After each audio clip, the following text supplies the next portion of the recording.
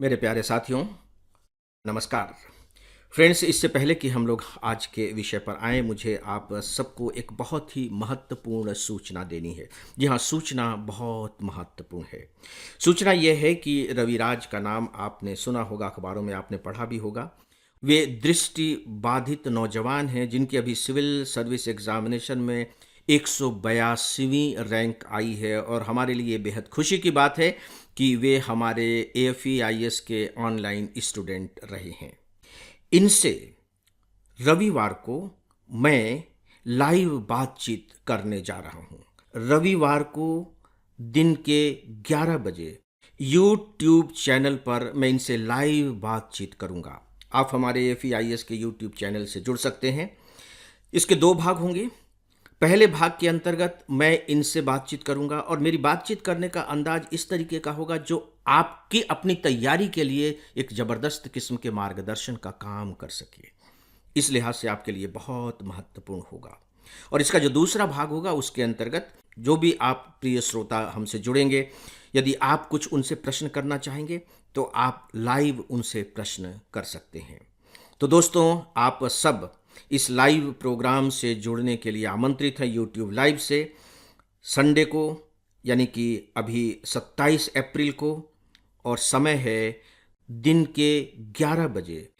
तो दोस्तों, अब हम आते हैं आज के विषय पर। आज मैं आप सबसे बात करने जा रहा हूं भारत और पाकिस्तान के बीच तनाव की वह स्थिति जो लगातार गहराती जा रही है।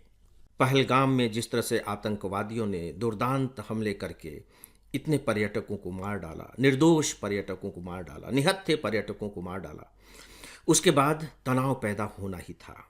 भारत ने किस तरह के डिप्लोमेटिक स्टेप उठाए, इसके बारे में हम लोग कल बातें कर चुके हैं। आज हम अब उस घटना के आगे की बातों पर बात करेंगे, लेकिन मैं यहाँ फिर से स्पष्ट कर दूँ खासकर 2 बातें। पहला यह कि मेरा काम यहाँ आप सब तक न्यूज़ पहुँचाना नहीं है। न्यूज़ को इस तरीके से आपको बताना है जो सिविल सर्विस एग्जामिनेशन की दृष्टि से आपके लिए मददगार हो सके। और दूसरी बात कि पूरे के पूरे इस घटनाक्रम में आपको अपनी तटस्थता बनाए रखनी है। तटस्थता बनाए रखनी है कहने का मतलब ये नहीं कि आपको इससे कोई लेना देना नहीं है, नॉट एट ऑल। आप एक नागरिक हैं, एक देश के नागरिक हैं, भारत के नागरिक हैं। भारत के नागरिक के नाते आप तटस्थ नहीं रह सकते, लेकिन आपकी जो तटस्थता होनी चाहिए वह आम लोगों से बेहतर होनी चाहिए, क्योंकि आप एक सिविल सर्वेंट बनने जा रहे हैं, नंबर 1। और नंबर 2, इस घटना के प्रति जो आपका नज़रिया होना चाहिए, कम से कम फिलहाल तो इस तरीके का होना चाहिए कि मैं सिविल सर्वेंट बनने की प्रक्रिया में हूँ। ये 2 बातें मुझे आप सबके लिए विशेष महत्व की लगती हैं। तो दोस्तों, कल भारत ने कुछ कदम उठाए थे, आपको मैं इसके बारे में बता चुका हूं, और ये स्वाभाविक ही था कि भारत के द्वारा कदम उठाए जाने की घोषणा के बाद पाकिस्तान भी चुप नहीं बैठेगा। उसने भी अपने कुछ कदमों की घोषणा की है। हमें उनके बारे में जानना ही चाहिए। पाकिस्तान ने जो सबसे बड़ी जो घोषणा की है वो ये कि वह अब शिमला समझौता को अस्वीकार करता है। अभी वो किनारे कर रहा है, शिमला समझौता, शिमला समझौता। इसका मतलब यह हुआ कि आपको शिमला समझौते के बारे में भी उसी तरह से तैयारी करनी है जिस तरीके से सिंधु जल समझौते के बारे में तैयारी करने के लिए मैंने कहा था। सिंधु जल समझौते को कल भारत ने अपनी ओर से स्थगित किया था। उसे पाकिस्तान ने अब एक्ट ऑफ वार का नाम दिया है। मतलब कि यदि आप इसे स्थगित कर रहे हैं तो इसका मतलब है कि एक प्रकार से ये युद्ध जैसी ही कार्यवाही है।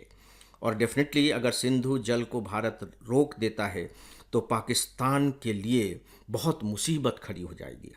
चाहे वहाँ की जल विद्युत परियोजनाएं हों, चाहे पेय जल हो, चाहे खेती हो, हर मामले में उसके सामने भयावह संकट उठ खड़ा होगा। इसीलिए उसने कहा कि ये एक्ट ऑफ वार है। और फिर पाकिस्तान ने कहा है कि हम इसे विश्व बैंक के सामने ले जाएंगे। देखिए, विश्व बैंक के सामने क्यों? क्योंकि इस समझौते में यह व्यवस्था की गई है कि यदि कोई विवाद की स्थिति होगी तो उसमें विश्व बैंक मध्यस्थता करेगा। ये बहुत इंपॉर्टेंट लाइन बन गई है आपके प्री एग्जामिनेशन की दृष्टि से। तो ठीक है, कोई बात नहीं, आप विश्व बैंक के सामने ले जाइएगा, भारत वहां अपनी दलीलें देगा। जो शिमला समझौता है ये 1972 में शिमला में हुआ था उस समय हमारे प्रधानमंत्री इंदिरा गांधी जी थी। पाकिस्तान के प्रधानमंत्री थे जुल्फ़िकार अली भुट्टो। उन दोनों के बीच यह समझौता हुआ था। और दोस्तों, इस समझौते के दो सबसे इम्पॉर्टेंट प्रावधान हैं जो परीक्षा की दृष्टि से आपको ध्यान में रखने चाहिए। पहली बात कि जो LOC है, यानी कि लाइन ऑफ कंट्रोल, जो कश्मीर के उधर बॉर्डर पर है, उसका दोनों देश सम्मान करेंगे। ये जो समझौता हुआ था 1972 में हुआ था, और 1971 में भारत और पाकिस्तान के बीच में युद्ध हुआ था। उसके बाद ही फिर बांग्लादेश बना था। तो दोस्तों, उसमें एक लाइन ऑफ कंट्रोल निर्धारित की गई और समझौते में यह कहा गया कि इस लाइन ऑफ कंट्रोल का दोनों देश सम्मान करेंगे, यानी इसका उल्लंघन नहीं करेंगे। ये पहला पॉइंट था जो बहुत इंपॉर्टेंट पॉइंट था। और जो दूसरा इंपॉर्टेंट पॉइंट था वो ये था कि यदि दोनों देशों के बीच कोई विवाद की स्थिति आती है तो दोनों आपस में मिलकर के सुलझाएंगे उसे, इसमें किसी तीसरे को शामिल नहीं किया जाएगा। दुर्भाग्य की बात है कि अभी पाकिस्तान ये बात कह रहा है कि वो इन दोनों का सम्मान नहीं करेगा, लेकिन वो तो इससे पहले भी इनका कई बार उल्लंघन करता रहा है। जैसे अगर हम LOC की बात करें तो 1999 में, जिसे हम कारगिल वार के नाम से जानते हैं, वो LOC का उल्लंघन करके ही हमारे यहाँ प्रवेश कर गए थे। उस समय उसने उल्लंघन किया। और जहाँ तक तीसरी पार्टी को शामिल न करने की बात है, तो पाकिस्तान तो जब तब UNO में जाकर के कश्मीर के मामले को उठाता रहता है, तो इसका सम्मान कर ही कहाँ रहा है वो। लेकिन चलिए, आपको कुछ करना था, आपने कर दिया। तो दोस्तों, ये पाकिस्तान की अभी की स्थिति है। अब आगे हम देखते हैं कि बात कहाँ जाती है, क्या रूप लेती है। यह मैं आप लोगों से कुछ विशेष बातें और करना चाहूँगा जो कल और आज के तथ्यों को लेकर है। कल भी देखिए कि भारत ने क्या किया। दो सबसे महत्वपूर्ण बातें हैं इनमें। पहला यह कि सर्वदलीय बैठक बुलाई गई। हमारे यहाँ जितने भी पॉलिटिकल पार्टीज हैं उनकी बैठक बुलाई गई, उनके सामने इस मुद्दे को रखा गया, उनसे बातचीत की गई। ऐसा किया ही जाना चाहिए और खासकर डेमोक्रेटिक सिस्टम में तो किया ही जाना चाहिए। और एक बहुत अच्छी बात यह हुई कि सभी दलों ने इस मामले पर सरकार का समर्थन करने की अपनी सहमति दी। ये बहुत बड़ी बात है, यानी कि पूरा देश इस मामले में अपने राजनीतिक मतभेदों को भुला करके, अपने राजनीतिक विचारों को किनारे करके इस मामले में एक है। यह भारत की ताकत को दिखाता है, न केवल पाकिस्तान के सामने ही बल्कि दुनिया के सामने। और जो दूसरी बात है दोस्तों, वो ये है कि राजनयिकों को बुलाया गया। लगभग 40 देशों के राजनयिकों को बुलाया गया और उनको स्थिति से अवगत कराया गया। यह भी एक प्रकार से डिप्लोमेटिक स्टेप होता है। उनको सारी स्थितियों की जानकारी दे दी गई कि देखिए ये हुआ है, ये हुआ है। और जो सबसे महत्वपूर्ण बात है, जो गौर करने की बात है, वो ये है कि इनमें जिन देशों के राजनयिक शामिल हुए हैं, उन राजनयिकों में देखिए कि कौन कौन देश शामिल हैं। तो जो महत्वपूर्ण, मैं आपको नाम गिना देता हूं। America, Britain, France, Germany, Italy, Japan, रूस और चीन। यहाँ चीन का नाम मैं विशेष रूप से अंडरलाइन करूंगा। इन देशों के राजदूत और उच्चायुक्त शामिल थे।